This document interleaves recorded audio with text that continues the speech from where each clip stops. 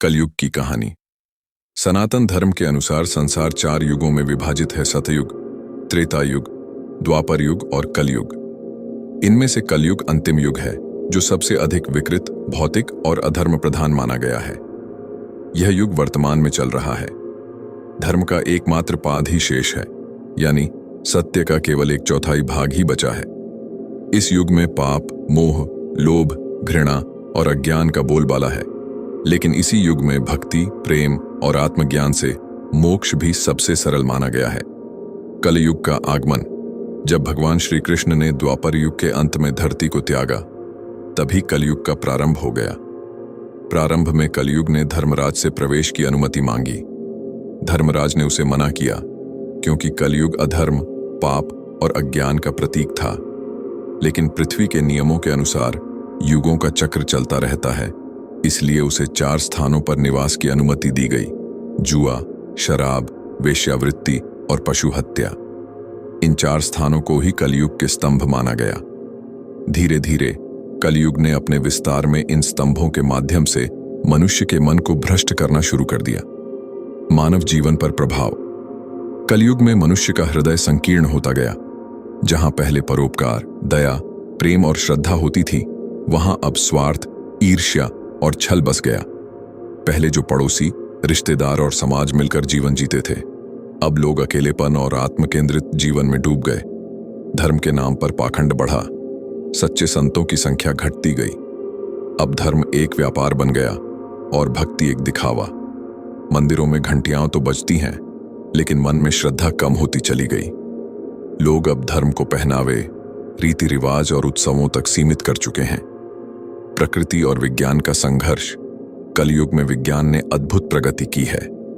मनुष्य चंद्रमा पर पहुंच गया, इंटरनेट से सारी दुनिया जुड़ गई, लेकिन इसी के साथ प्रकृति का विनाश भी बढ़ गया। पेड़ कटने लगे, नदियां सूखने लगीं और वायु प्रदूषित हो गई। मानव अपने स्वार्थ के लिए धरती माता को तकलीफ पहुंचा रहा है। आधुनिकता ने जीवन को सुविधाजनक बनाया, लेकिन मन को अशांत भी कर दिया। रिश्तों में बदलाव। कलयुग ने रिश्तों की परिभाषा ही बदल दी है। जहां पहले संयुक्त परिवार होते थे, अब एकल परिवार ही सामान्य हो गए हैं। माता पिता वृद्धाश्रम में हैं और बच्चे मोबाइल में। प्रेम, जो पहले निस्वार्थ होता था, अब सौदेबाजी बन गया है। दोस्ती स्वार्थ में बदली और विवाह एक समझौता। मनुष्य अब रिश्तों को निभाने के बजाय उन्हें मैनेज करने की कोशिश करता है। समय नहीं है किसी के पास, लेकिन स्क्रीन टाइम दिन में 10 घंटे तक बढ़ चुका है। भक्ति का रूप और अध्यात्म की आशा। लेकिन कलयुग की सबसे बड़ी विशेषता यह है कि इसमें नाम स्मरण और भक्ति से ही मुक्ति संभव है।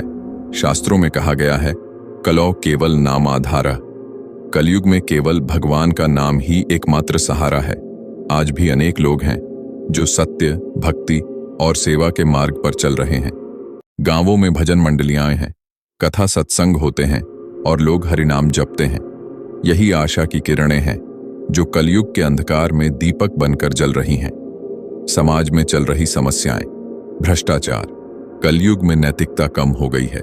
सरकारी तंत्र हो या निजी संस्था, भ्रष्टाचार हर जगह अपनी जड़ें जमा चुका है। नैतिक पतन। बच्चे अपने बुजुर्गों का सम्मान करना भूल रहे हैं। शिक्षा में ज्ञान की जगह अंक और जीवन में मूल्य की जगह पैसा प्रमुख हो गया है। मानसिक रोग, तनाव, डिप्रेशन और आत्महत्या जैसे मानसिक रोगों में तेजी आई है, जो दर्शाता है कि बाहरी सुख के बावजूद भीतर कोई कमी है। धार्मिक विद्वेष। धर्म अब एकता का नहीं, बल्कि वैमनस्य का कारण बन गया है।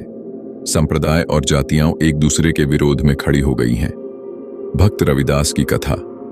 कलयुग में भी जब जब मनुष्य ने ईश्वर की भक्ति से जुड़ने की कोशिश की, उसे ईश्वर ने सहारा दिया।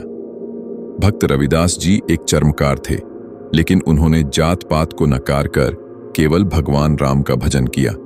समाज ने उन्हें तिरस्कृत किया, लेकिन उनकी भक्ति इतनी सच्ची थी कि भगवान ने स्वयं उन्हें दर्शन दिए।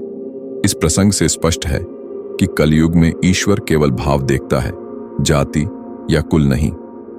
कलयुग में आशा। कलयुग को जितना भी दोष दें, परंतु यह युग भी एक अवसर है। जिस युग में पाप अधिक है, वहां पुण्य करने का महत्व और फल भी अधिक है। कलयुग ने भले ही मनुष्य को पथभ्रष्ट किया हो, लेकिन उसी मनुष्य के भीतर आज भी आत्मा है जो परमात्मा की ओर लौटना चाहती है।